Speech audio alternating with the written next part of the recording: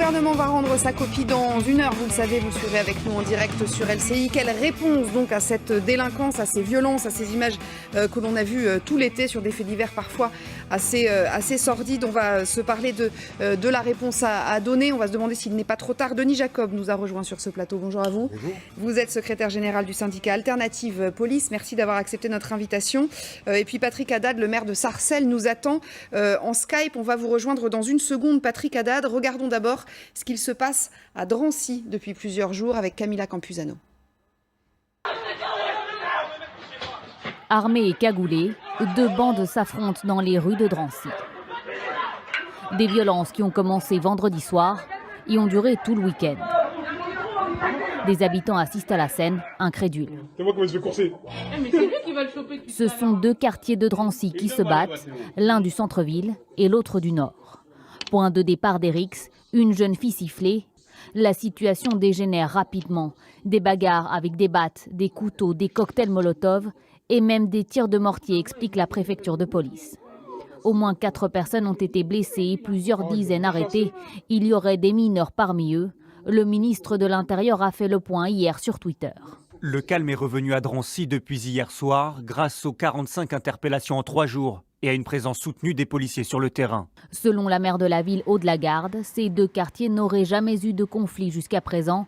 Elle en appelle à la responsabilité des parents pour éviter qu'il y ait des morts à déplorer. 45 interpellations de Denis Jacob, et après il se passe quoi une fois qu'on les a interpellés ?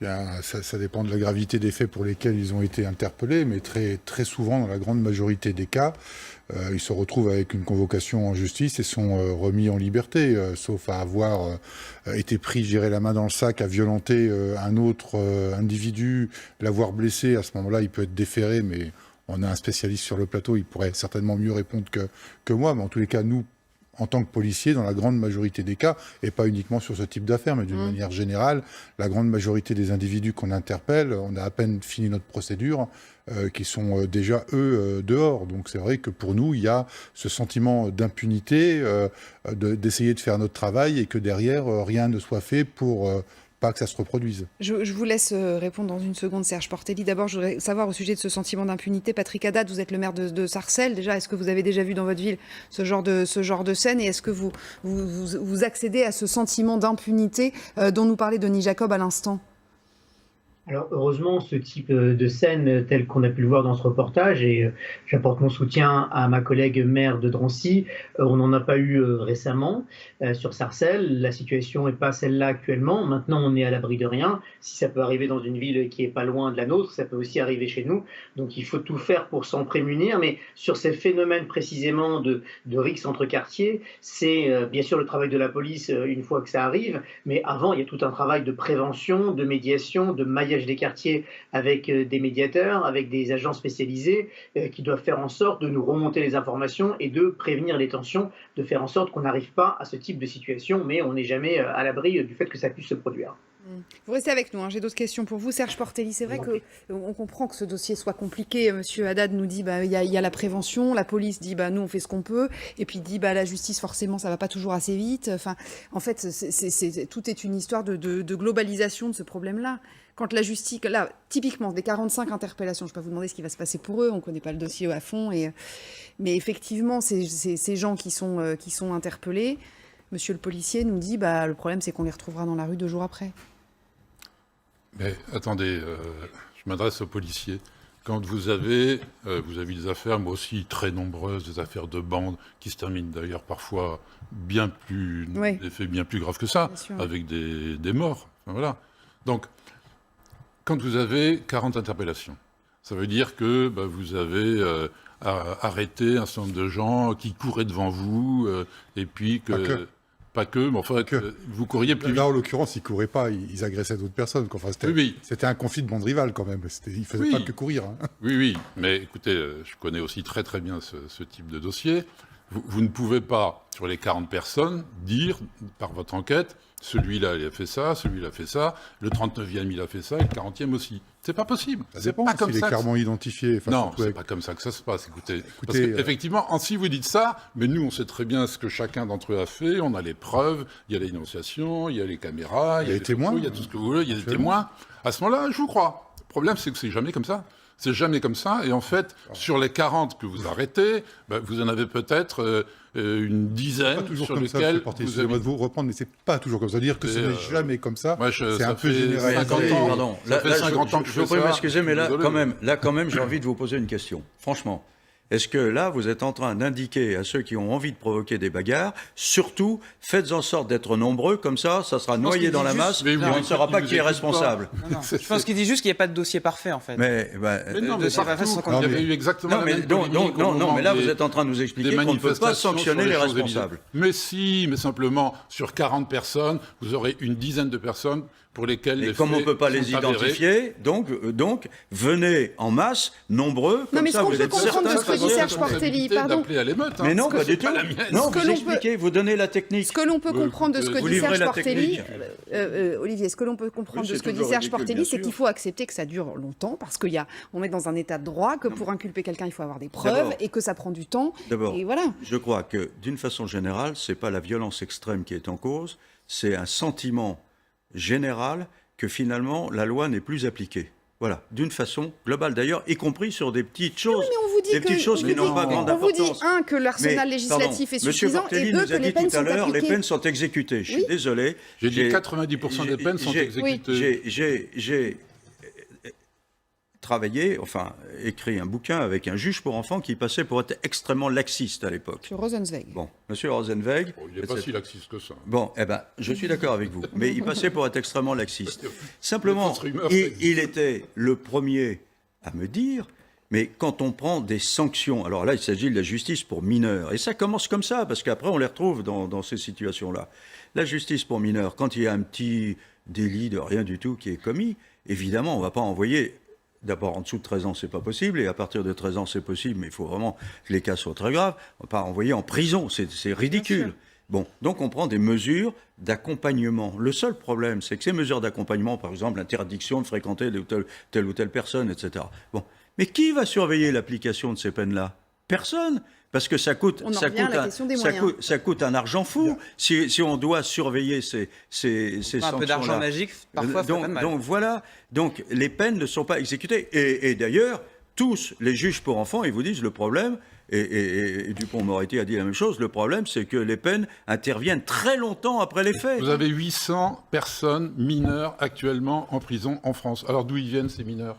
Non mais Serge Portelli, juste une question. Est-ce que vous êtes d'accord pour dire, je me contente de vous poser la question, que parfois effectivement la justice est trop lente, même si c'est une question de moyens, c'est une question est-ce que vous déplorez ça? Parce qu'on a l'impression dans votre discours que vous dites, écoutez, c'est comme ça, et puis ça prend du temps, et voilà. Mais s'il y a bien des magistrats qui se sont battus depuis des dizaines d'années pour que la justice ait davantage de moyens, y compris la justice de mineurs, c'est bien moins, quasiment la quasi-totalité de mes collègues. Donc effectivement, la justice des mineurs, rappelez-vous l'époque de Nicolas Sarkozy, quand il parlait du tribunal pour enfants de Bobigny. Vous en rappelez justement, quand même. c'est pour ça que j'ai fait le bouquin. Voilà. Monsieur Portelli a raison. Là où je le rejoins, c'est que autant nous avons de gros problèmes de moyens dans la police, autant la justice a les mêmes problèmes de moyens. Il ne faut pas nier. Mais aujourd'hui, on parle de quoi? On parle des conséquences. Aujourd'hui, on débat des conséquences, mais pas des causes. Et je rejoins le maire de Sarcelles. Moi, j'ai connu, alors je passe toujours pour un vieux maintenant, je commence à prendre de la bouteille aussi, comme on dit. Moi, j'ai connu une autre police.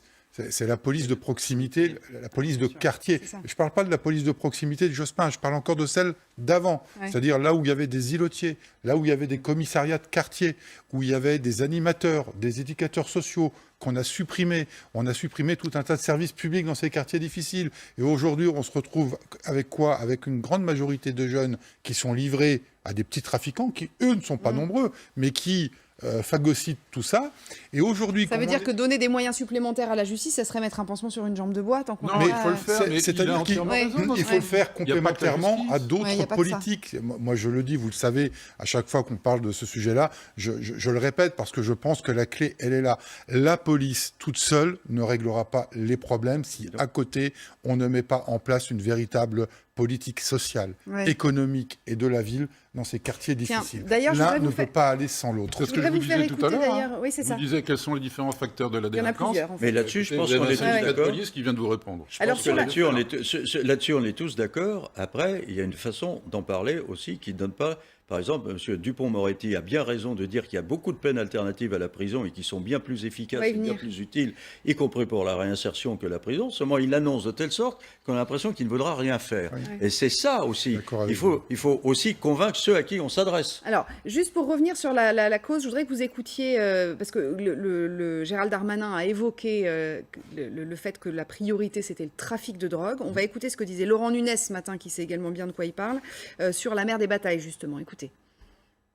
En matière de lutte contre les trafics de stupéfiants, il faut poursuivre, il faut continuer à démanteler des réseaux, car encore une fois, autour des trafics de stupéfiants, on a beaucoup de violence pour protéger un territoire, beaucoup de vol-violence pour certaines personnes ou de cambriolage pour pouvoir acheter des produits stupéfiants. Donc la lutte contre les trafics de stupéfiants, c'est vraiment la mère de toutes les batailles.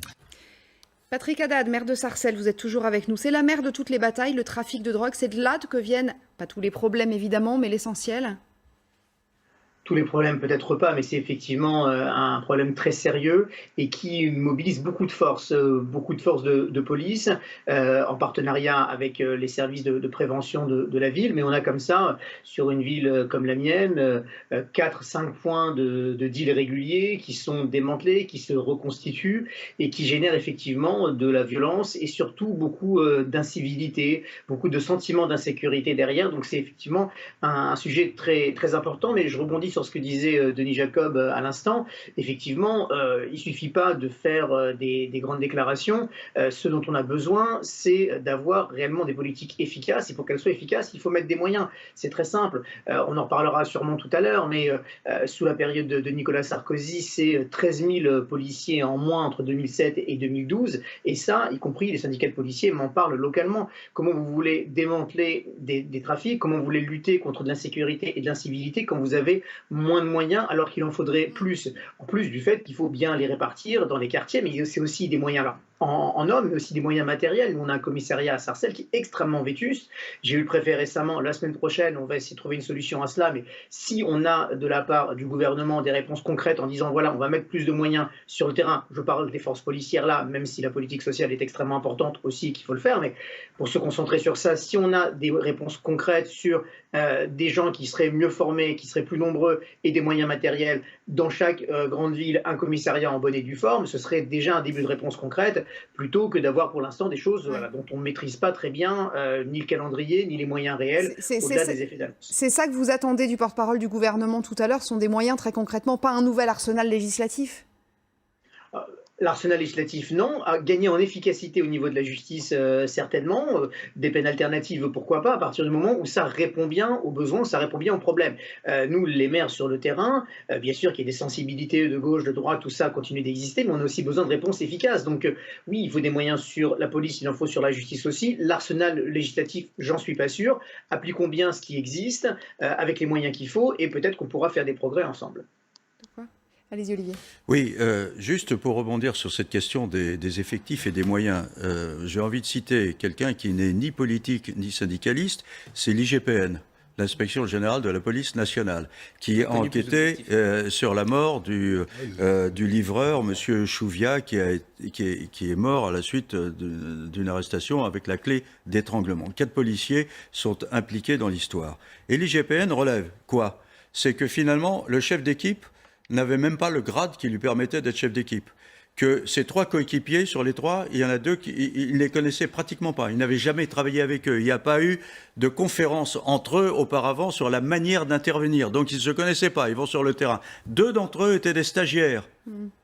Et donc ils se trouvent devant une situation compliquée et ça ne les exonère en rien de leur responsabilité. La GPN dit ils sont responsables, donc ils doivent être sanctionnés pour ce qu'ils ont fait. Mais on voit bien qu'il n'y a même pas de préparation à ce qu'est, a priori, une interpellation banale et qui tourne mal pour X raisons que je n'ai pas envie enfin, que je ne connais pas d'ailleurs. Donc, c'est pas l'objet là, mais donc ça, là, on touche du doigt vraiment la situation du policier qui se trouve dans une situation qui le dépasse. Alors après, allez-y Olivier. Sur ce point, il y a dans les fractures de la société française aujourd'hui, il y a des cicatrices qui datent il y a longtemps. Il parlait des 13 000 postes supprimés sous Nicolas Sarkozy, que François Hollande a un peu mis sous le tapis sans vraiment gérer non plus.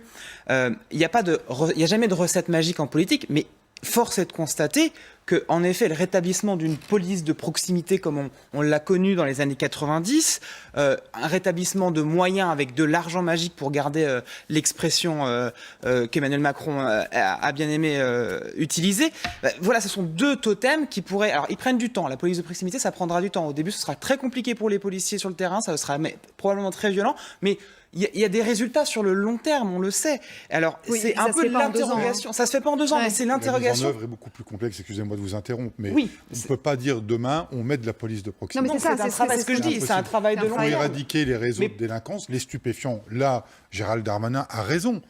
Il faut s'attaquer aux problèmes de stupéfiants parce que c'est ce qui gravite au sein de ces quartiers difficiles. C'est ce qui noyote le plus, en fait. C'est ce qui noyote le plus. C'est ce qui fait vivre une certaine partie de la population des quartiers difficiles. Certaines familles mais le problème, c'est qu'on s'attaque à la moitié du problème.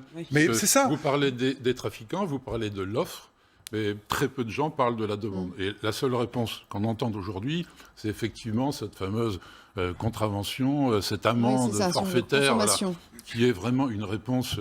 enfin, j'allais dire, inepte. Parce qu'il y a quand même 900 000 personnes qui, quotidiennement, utilisent et font usage de cannabis en France. Il y en a 1,5 million qui le prennent régulièrement. C'est pas uniquement dans les quartiers difficiles. Ah non, mais justement, alors c'est aussi...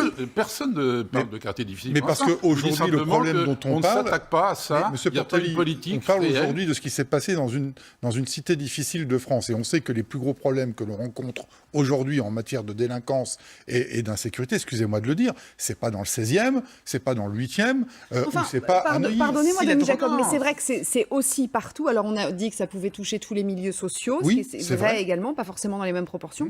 Partout sur le territoire aussi. Écoutez, par exemple, cet homme, il est garde champêtre dans la région de Béziers. Il donnait une interview à la radio ce matin. Écoutez ce qu'il dit. On parle souvent des problèmes d'insécurité, on parle plus souvent de la ville, des problèmes urbains ou périphériques. On oublie souvent la campagne. La campagne, donc, où de plus en plus de citadins viennent habiter, et donc, il ne facilite pas toujours les relations. On oublie souvent la campagne, dit-il. On peut regarder une carte, c'est le Figaro, me semble-t-il, qui a publié cette carte.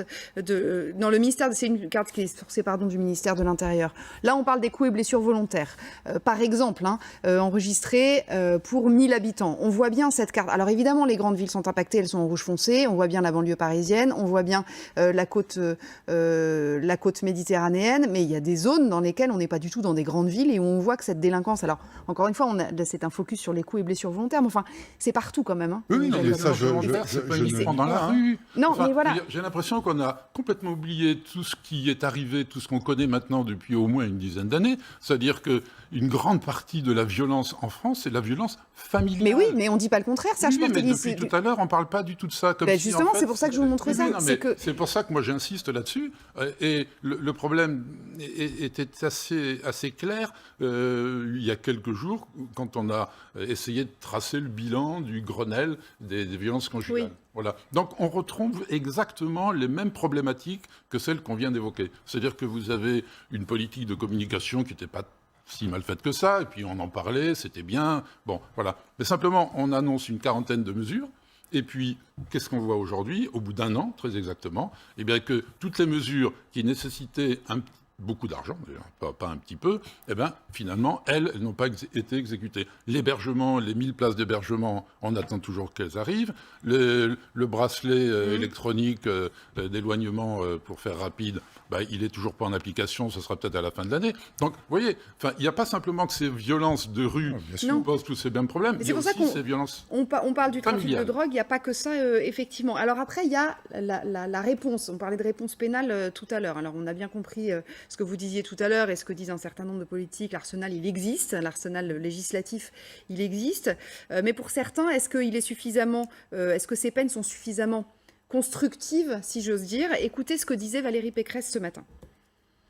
Les prisons, aujourd'hui, sont en nombre insuffisant. Les places sont en nombre insuffisant. D'où, effectivement, une situation indigne. Le sujet, c'est qu'il faut créer des nouvelles places. Mais il faut être créatif. Je vous parlais de la sanction. On doit être créatif. Aujourd'hui, est-ce que c'est vraiment la peine d'enfermer, de mettre dans les mêmes prisons des djihadistes terroristes, des caïds, des psychopathes et des personnes qui sont en infraction de permis de conduire ou des primo-délinquants ou des mineurs? Je pense qu'il faut des prisons différenciées. Alors, Serge Portelli, juste une précision. Un djihadiste va être enfermé avec un homme qui a fait un excès de vitesse dans une prison française ? C'est un peu triste d'entendre des choses comme ça. C'est dommage que les politiques s'expriment sur tout et n'importe quoi sans avoir jamais ouvert un dossier. Je viens d'entendre qu'un majeur allait dans la même prison qu'un mineur. Bon, bah non. Les personnes qui sont effectivement soupçonnées d'avoir commis des actes terroristes, ils sont isolés, il y a des solutions qui ont été inventées. Les personnes qui sont délinquants sexuels, il y a 22 prisons qui sont spécialisées. Enfin voilà. Donc, ça serait mieux que... mais c'est général que les politiques qui sont en train de s'exprimer sur la sécurité ouvrent leur dossier, ou au moins, ils ont tous à peu près un conseiller justice. Oui, non, alors, sur la deuxième partie, parce que je vois que le temps qui file, juste sur le côté, quand Valérie Pécresse dit qu'il faut être créatif en matière de peine. Mais le président de la République, quand il a fait sa campagne, avait notamment dit on va essayer de favoriser les peines alternatives, et il avait parlé du travail d'intérêt général. Ouais. Et à l'époque, il avait même dit il faut créer une agence du travail d'intérêt général, ce qui a été plus ou moins fait, voilà. Mais on attend toujours que sur le terrain, effectivement, les procureurs demandent, requièrent, ils sont sous l'autorité du garde des Sceaux quand même, des peines de travail d'intérêt général. On attend toujours que le nombre de ces peines-là augmente, que les juges les prononcent réellement, et pour l'instant, il ne se passe toujours rien. Et vous avez raison, il faut les multiplier, mais là aussi, ça demande des moyens. Ça demande surtout que la société s'en empare, parce que le travail, en 2 secondes, le travail d'intérêt général, ça veut dire que dans un hôpital, dans une mairie, ailleurs, on accepte de recevoir ces gens-là, de les former et de les suivre. Pour l'instant, il n'y a pas de politique au niveau national à ce sujet-là. On poursuit notre discussion juste après la pub. Merci infiniment Patrick Haddad d'avoir été avec nous pour cette partie. Merci à vous Serge Portelli, merci beaucoup Denis Jacob. Je vous garde tous les deux et on accueille dans une seconde Christophe Soulez qui est directeur de l'Observatoire national de la délinquance. Pas mal de choses à se dire. Et puis je vous rappelle qu'à 15h30, c'est Gabriel Attal, le porte-parole du gouvernement, qui nous donnera le résultat de ces réflexions gouvernementales. À tout de suite.